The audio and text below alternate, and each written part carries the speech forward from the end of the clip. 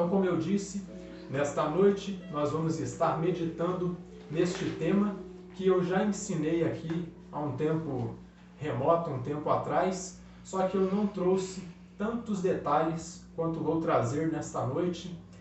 Diga-se de passagem, foi uma pesquisa bastante ampla com relação a este assunto e espero que seja para a edificação de vocês, de todos vocês, que possa ser de aprendizado e que o Senhor possa se agradar desta atividade.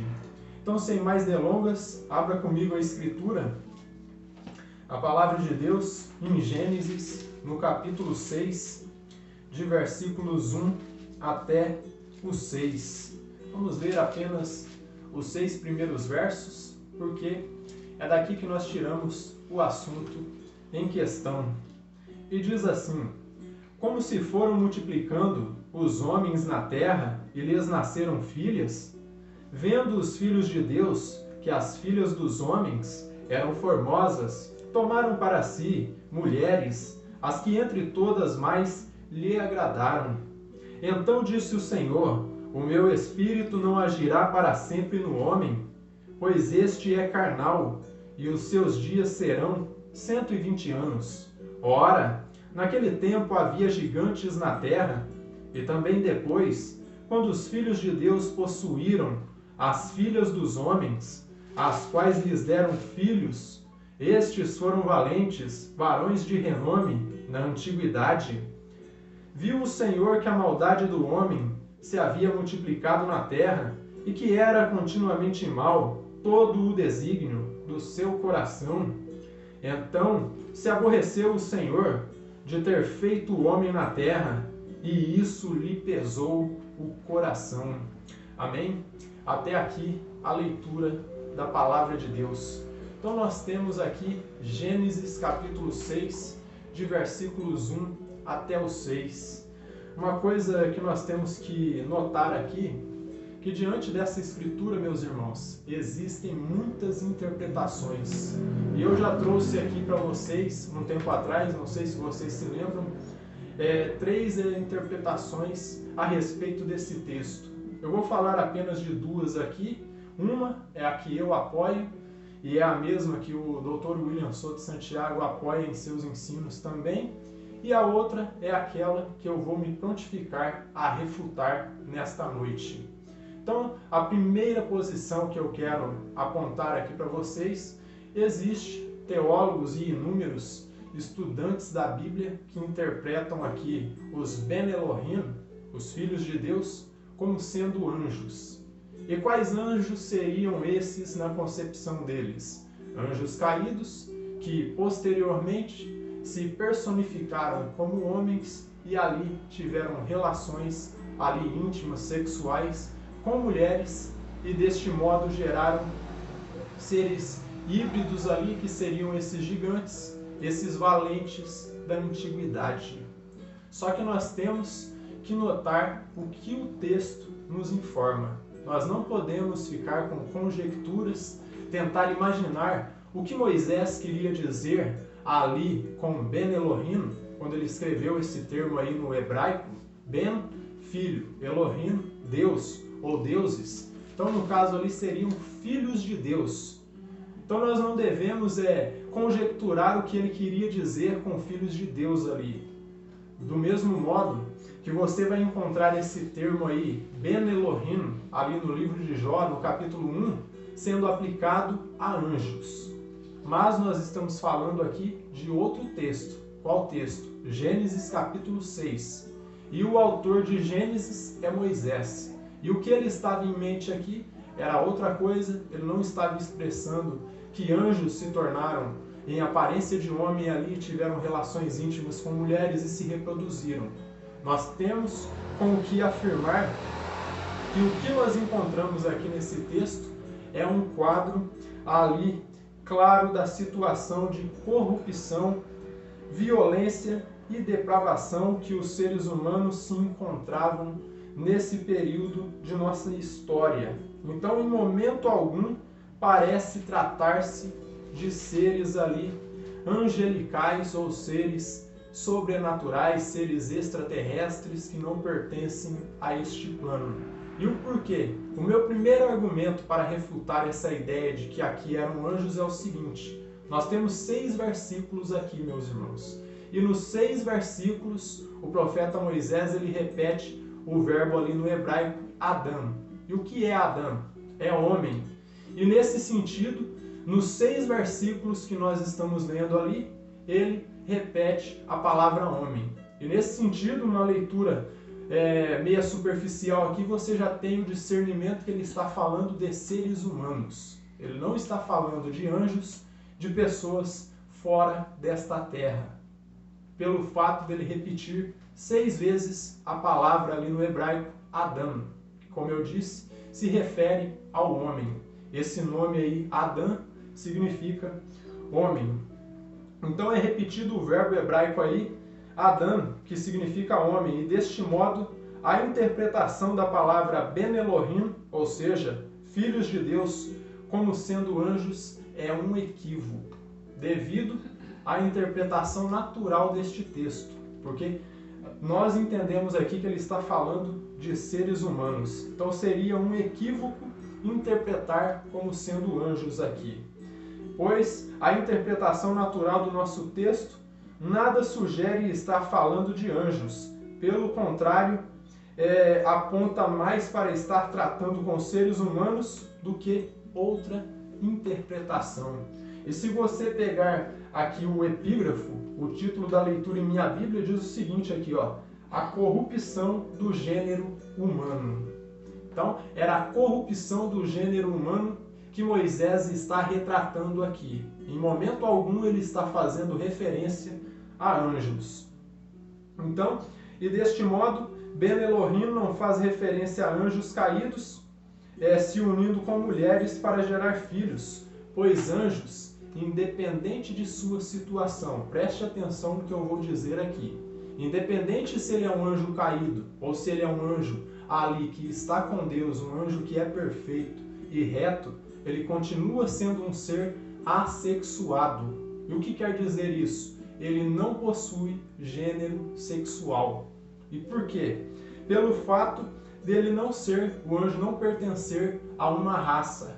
Ele pertence a incontáveis hostes ali de exércitos celestiais. Então, eles não se reproduzem, como bem foi ensinado ali em Marcos 12, verso 25, pelo Senhor Jesus Cristo: os anjos não se casam e nem se dão em casamento.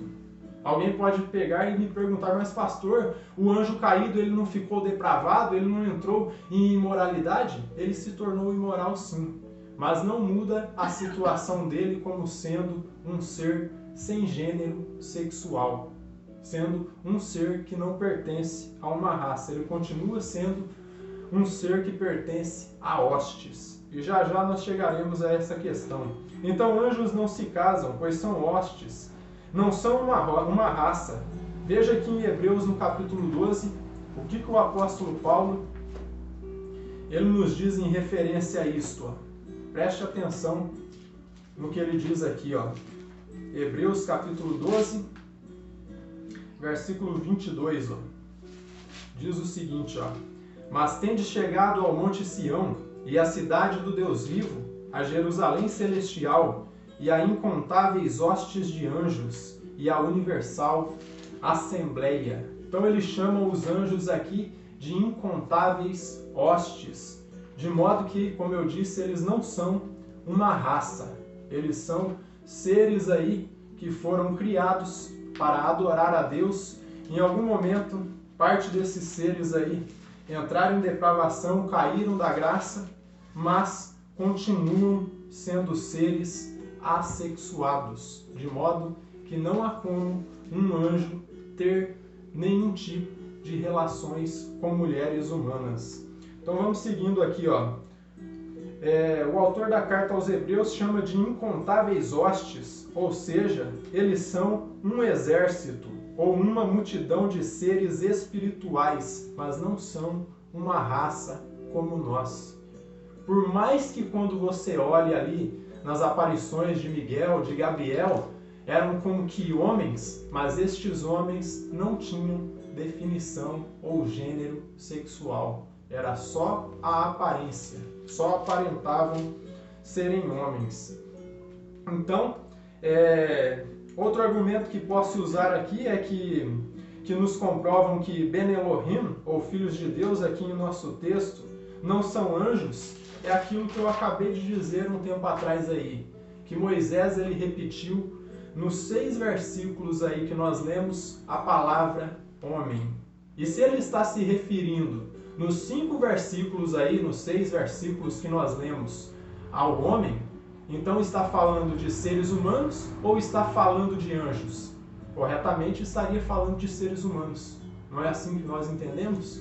Porque em momento algum ele menciona o verbo aí que se refere a anjos. Então, ele repete por 6 vezes o verbo Adam, ou seja, homem, ali no hebraico, e nesse sentido, podemos concluir que a interpretação natural do nosso texto é a seguinte: filhos de Deus trata-se ali da linhagem piedosa de Sete, de Adão.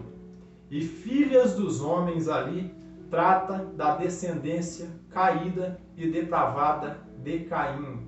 Então, em momento algum está falando de anjos ali. Está falando de seres humanos ali, de etnias diferentes. Então, vamos seguindo aqui, ó. Analisando o contexto desse texto aqui, fica ainda mais claro interpretar que são seres humanos que Moisés está se referindo ali. Porque se você ler o capítulo 4 de Gênesis, nós encontramos ali a linhagem de Caim. E o capítulo 5, nós encontramos já a descendência de Adão. Os filhos de Adão e os filhos de Caim ali em contraste.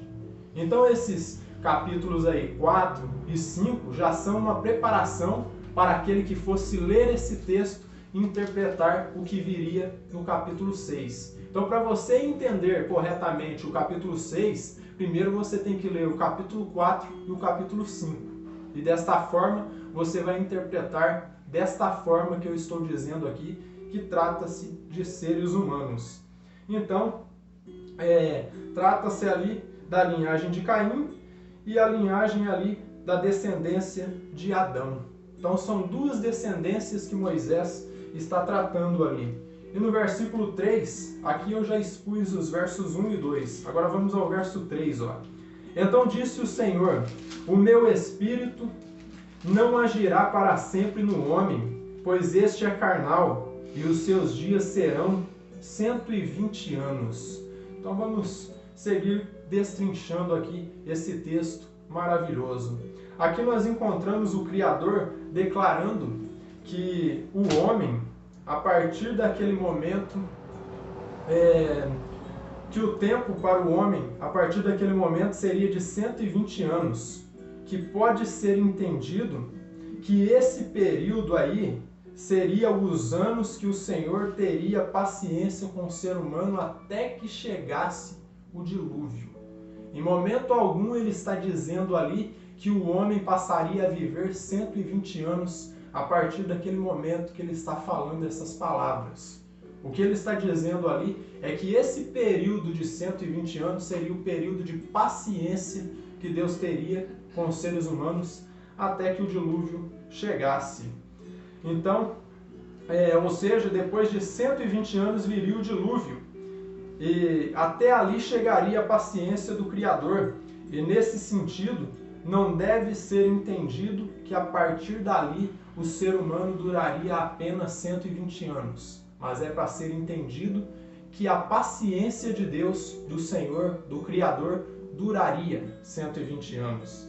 Então, Noé, após o dilúvio, ele viveu 350 anos. E os anos de Noé, ao todo, foram 950 anos.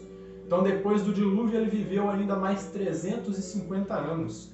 E se nós formos um pouco mais a fundo, o seu filho ali, Sem, o filho de Noé, ele viveu 600 anos. E nós encontramos ali também, em Gênesis, que Abraão ele viveu 175 anos. Ele viveu mais do que 120 anos. Então o dilúvio ele demorou 120 anos para acontecer. Não é que a arca demorou 120 anos para ser construída, mas que o tempo que o dilúvio demorou ou se deteve para que ele chegasse foi de 120 anos. Então, o dilúvio demorou 120 anos para acontecer, pois Noé, quando o Eterno se revelou a ele e lhe disse para fazer a arca, Noé tinha 480 anos. Nós fazemos essa conta a partir ali do capítulo 5 de Gênesis e versículo 32, que ali está dizendo, ou está dito, que Noé, ele gerou ali a Sem, Cã e Jafé, seus 3 filhos, quando ele estava com 500 anos. Então, a partir disso aí, nós fizemos as contas.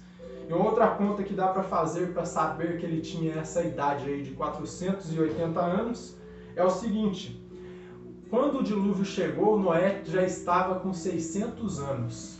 Então aí, se você subtrair 480 de 600, você vai chegar a um número de 120. E se você somar 120 com 480, vai dar 600. Então, com isso, nós concluímos que Noé tinha 480 anos quando o Senhor se revelou para ele e pediu para que ele construísse a arca. Então, entendemos que esse número de 120 anos seria o tempo que o Senhor teria de paciência com a humanidade, naquele período, até que ela expirasse, a paciência de Deus expirasse com a chegada do dilúvio. Então entenda que esse verso aqui, vamos repeti-lo. Então disse o Senhor, o meu espírito não agirá para sempre no homem, pois este é carnal, e os seus dias serão 120 anos. Aqui ele está marcando o período de paciência que ele teria com a humanidade até que o dilúvio chegasse. Então esse seria o período ali que essa geração pré-diluviana ou antediluviana teria para se arrepender dos seus pecados e ser salvas do dilúvio, ou não se arrepender e ser condenados ali com as águas do dilúvio. No verso 4, veja o que nós encontramos aqui. Ora, naquele tempo havia gigantes na terra, e também depois, quando os filhos de Deus possuíram as filhas dos homens, as quais lhes deram filhos, estes foram valentes, varões de renome na antiguidade. Então, o que eu posso falar aqui de gigantes com vocês? Isso é algo bastante interessante que eu posso aqui destrinchar para vocês a respeito disso. Gigantes aqui, como nós vimos, não eram seres híbridos, filhos de anjos com mulheres, mas eram filhos ali da geração piedosa de Sete com a geração caída ali de Caim. Então, gigantes aqui, como vimos, não eram filhos de anjos com mulheres humanas.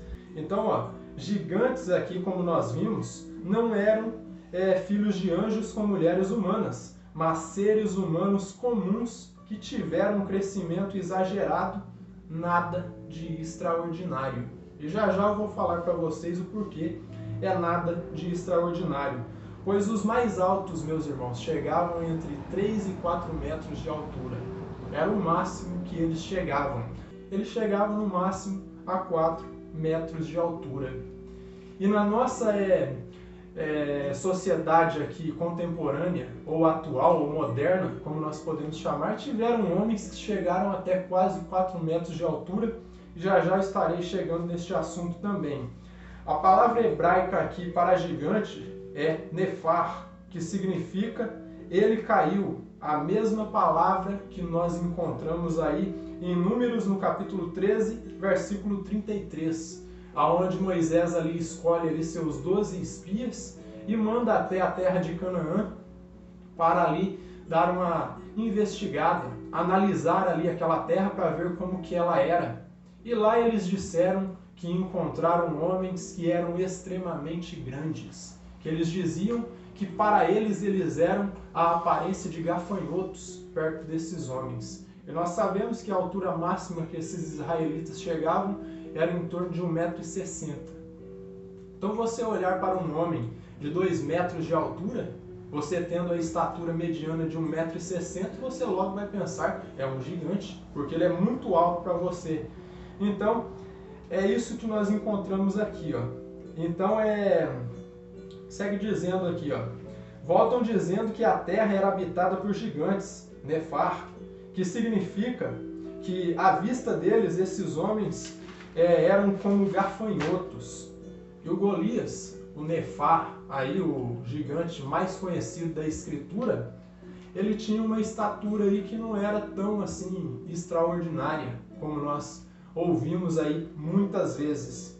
Nós encontramos aí na Escritura que a medida de Golias era 6 côvados com 1 palmo. Quanto seria isso em metros? Seria 2,93 metros de altura. Aí eu pergunto, que de extraordinário tem um homem de 2,93 metros de altura? Nós encontramos homens hoje que chegam a 2,90 metros, 2,50 metros, 2,46 metros. Já estarei falando deles também. E isso aí nós encontramos ali em 1 Samuel, capítulo 17, verso 4, as medidas ali de Golias. 1 Samuel, capítulo 17 e verso 4, que diz que ele tinha 6 côvados e 1 palmo, 2,93 metros de altura. E nós encontramos aqui mais um gigante na Escritura, que eu gostaria de falar com vocês, é aquele rei lá, o Og, rei de Bazã, que aparece ali em Deuteronômio, no capítulo 3 e versículo 11. E é dito ali que seu leito media ali 9 côvados de comprimento por 4 de largura. Eu já vou destrinchar a medida aqui em metros. Em metros, a sua cama dava em torno de 4,5 metros. Esse era o comprimento da sua cama. O que leva a crer que Og, rei de Bazã, ele não poderia passar dos 4 metros. E se você ler ali o Alcorão, o livro ali religioso dos muçulmanos, é citado um gigante por nome de Og, que era rei de Bazã, da mesma forma que é citado aqui no livro de Deuteronômio, e diz que ele media cerca de 4 metros de altura. Então isso quer dizer que o máximo que esse homem chegava era 4 metros. Não 5 metros, como eu vi certo pregador herético aí dizendo. Dizia que chegava até 5 metros de altura. Mas se você pegar as medidas ali que é dada nas Escrituras, ele chega à estatura de 4 metros. Ele não poderia passar disso aí. E por quê? Porque sua cama tinha 4 metros. E se ele passasse dos 4 metros, ele iria caber nessa cama? Não iria. Então, a sua estatura ali máxima seria 4 metros. Então, nesse sentido, é impossível que sua altura fosse mais do que 4 metros. Por isso que os gigantes mais altos chegavam a estatura entre 3 e 4 metros. Como eu disse, o Alcorão menciona Og como sendo um gigante com cerca de 4 metros. Mas a pergunta que nós temos aqui é o seguinte: será que ainda existe gigantes nos dias de hoje? E a resposta que eu posso dar para vocês é sim. Nós temos o primeiro aí, que é considerado o homem mais alto do mundo, é um turco, um fazendeiro, por nome de Sultan Kösen. Ele tem 38 anos e sua altura chega ali ao extremo de 2,51 metros. Quase a altura do Golias, né? Porque o Golias tinha 2,93 metros, esse aqui tem 2,51 metros.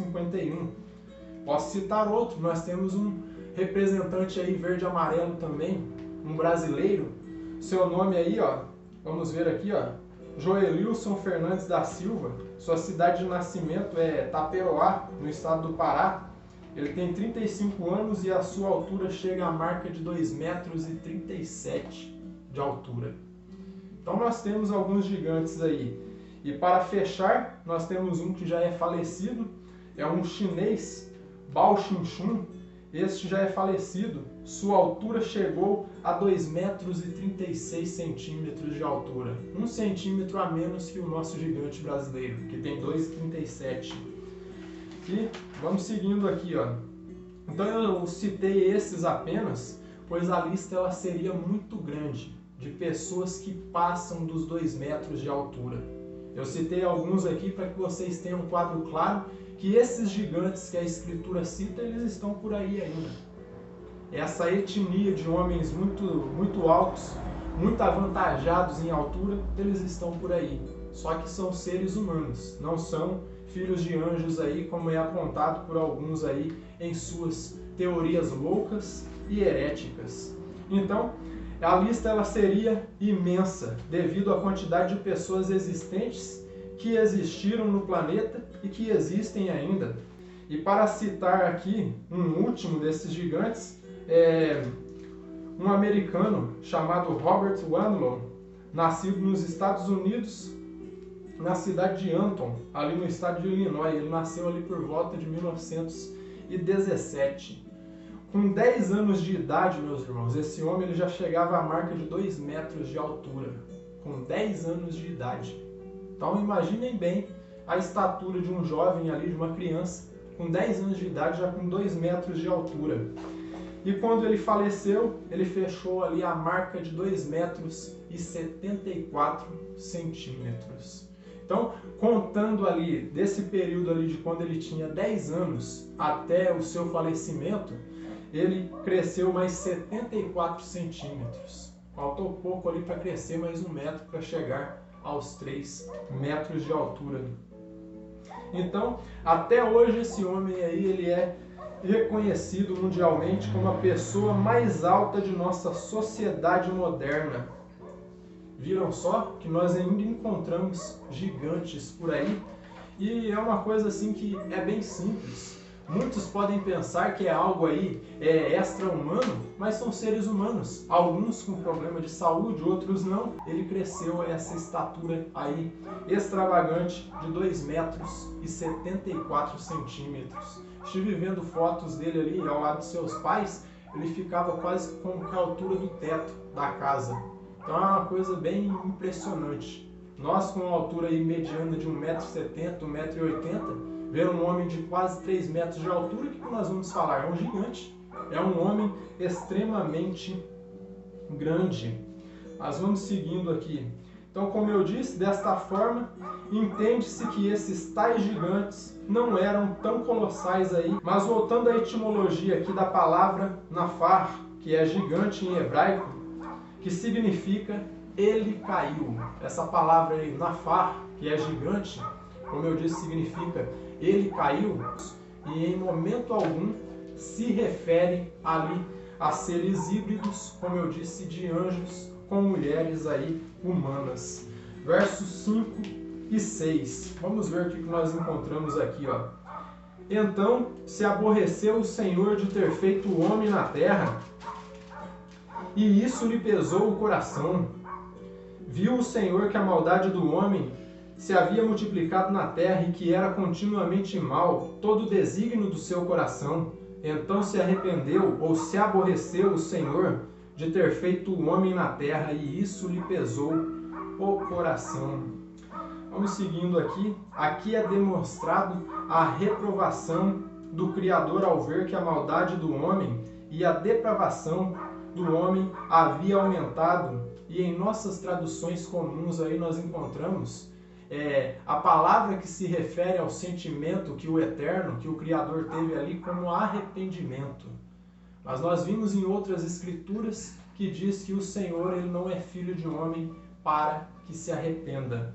Então, desta forma, se você fizer uma leitura ali, quem conhece o original hebraico ou conhece alguns comentários bíblicos que fazem referência ao verbo que foi usado ali, vai ver que a leitura natural do texto refere-se a um sentimento de tristeza, de aborrecimento, não de arrependimento.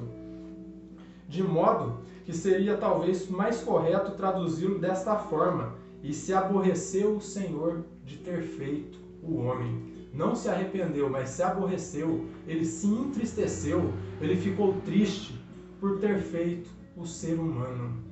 Então aqui fica claro que esse texto, em momento algum, ele faz referência a filhos de anjos ali com mulheres, mas está ensinando a respeito de duas etnias que existiam ali, a etnia de Adão e a etnia de Caim, que se misturaram e provocaram toda essa depravação que nós encontramos no ser humano, toda essa degradação ali que o Senhor olhou e reprovou.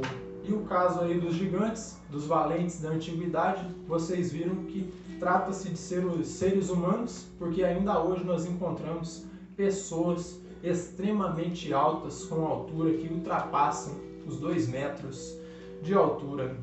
E com isso eu já concluo aqui com as seguintes aplicações ao nosso texto. Diariamente, meus irmãos, nós temos que refletir o seguinte a respeito da misericórdia divina, pois ela tem um limite. Aqui em Gênesis capítulo 6, o limite da misericórdia divina foi de 120 anos. E quanto será, meus irmãos? Quanto tempo será o limite da misericórdia para este tempo? Isso é uma coisa que crentes e descrentes precisam refletir. Os crentes, para se tornar mais fervorosos, mais piedosos, para estar buscando a Deus, sabendo que um dia a misericórdia de Deus pode expirar, pode acabar, e os não crentes, para se humilhar na presença de Deus, pedir misericórdia e pedir que Deus abra ali os seus braços de amor e de misericórdia para ele e a pessoa possa se render à soberania divina, à soberania do Criador. Então reflitam, pois pode chegar um momento onde não haja mais tempo, pois o seu amor é infinito, mas a sua misericórdia, ela é finita. Um dia essa misericórdia, um dia a paciência de Deus, ela vai se expirar. Um dia o Cristo vai sair do seu trono de intercessão e ele vai vir para buscar a sua igreja. E será que ele vai encontrar fé na terra? Eu creio que sim, porque muitos têm se humilhado na presença de Deus e muitos seguirão se humilhando. Mas nós devemos entender que a misericórdia de Deus, um dia, ela vai expirar. A paciência do Deus acaba. A paciência do eterno Criador um dia vai se acabar, assim como acabou ali em Gênesis 6, depois de 120 anos. O segundo ponto de aplicação aqui que nós encontramos, ficou extremamente claro, meus irmãos, que qualquer tipo de união desigual, ela pode produzir maus resultados. Pode não, poderíamos dizer, ela vai, é algo definido ali. Ela vai produzir maus resultados. Então, o que resultou ali, a depravação, a corrupção do ser humano, a violência que aumentou ali em Gênesis 6, nesse período, antes do dilúvio ali, foi o ato dos filhos de Sete se unirem ali com os filhos ou com as filhas de Caim e gerarem filhos. Isso ocasionou um aborrecimento extremo na pessoa do eterno Criador. Então, deste modo que nós podemos entender é que se a esposa é crente e o marido é descrente, ambos vão ter problemas na criação dos filhos. E o porquê?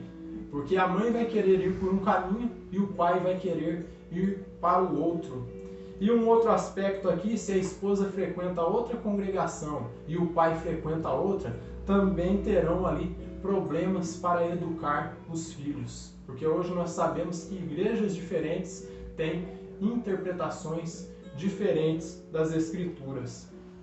Então, haverá lutas e problemas, e desta forma ambos devem confessar a mesma fé.